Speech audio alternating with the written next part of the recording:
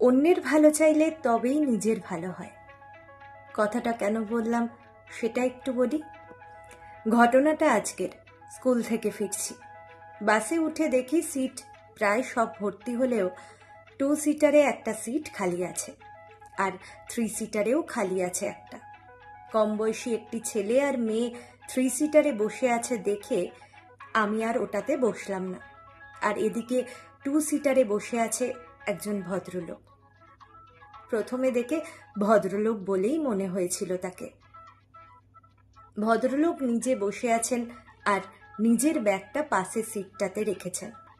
আমি যখন বললাম, দাদা ব্যাগটা একটু তুলবেন, তাহলে বসতে পারি, কথাটা শুনে আমার দিকে এমন একটা বিচ্ছিরিভাবে তাকালেন, মনে হলো এটা বলে যেন একটা বিরাট অপরাধ করে ফেললাম। তারপর বিরক্তিকর সুরে বললেন, পাশের ওই 3 সিটারেও তো একটা ফাঁকা আছে, ওটা পছন্দ হলো না, এটাতেই বসতে হবে। কথাটা বলেই মুখটা ঘুরিয়ে নিলেন। ব্যাগটা তো সরালেনই না, হাতের মোবাইলটা ব্যাগে রেখে চোখটা বন্ধ করে ঘুমানোর ভান করে থাকলেন। আমি তর্ক না করে 3 সিটারের ওই সিটটাতে গিয়ে বসলাম। আমার পাশে বসে রয়েছে অল্প বয়সী ছেলে মেয়ে দুটো।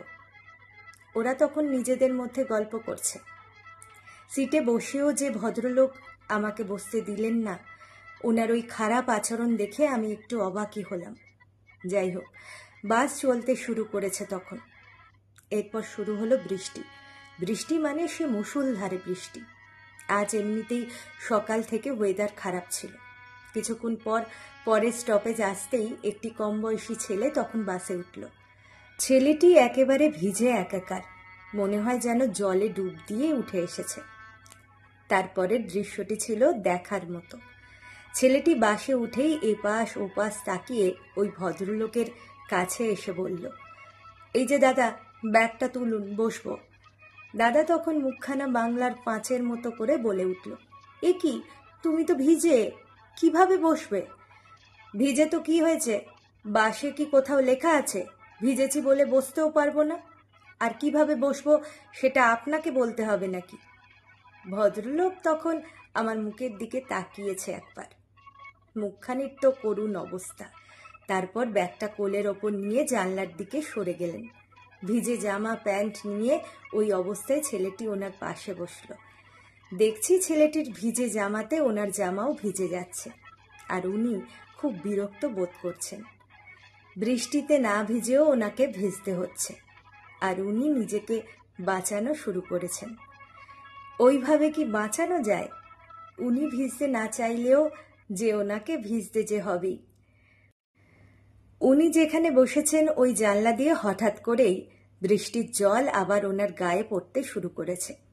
5 মিনিট বসে থাকলে মোটামুটি উনি পুরোটাই ভিজে যাবেন। হয় ভিজতে হবে, তা না হলে উঠে দাঁড়াতে হবে। শেষমেশ উনি উঠে এসেই দাঁড়ালেন। বাসের সব যাত্রী তখন বসে, আর একমাত্র উনিই দাঁড়িয়ে আছেন। আর আমি দেখার মতো বস্তুটিকে দেখছি। এমনিতেই জানলা বন্ধ সব, চাইলেও বাইরের দেখতে পাবো না কিছু, তাই ওনাকেই দেখছি। বুঝলাম, অন্যের ভালো না চাইলে নিজের ভালো কিছুতেই হয় না। কর্মফল বলে কিছু তো একটা আছেই।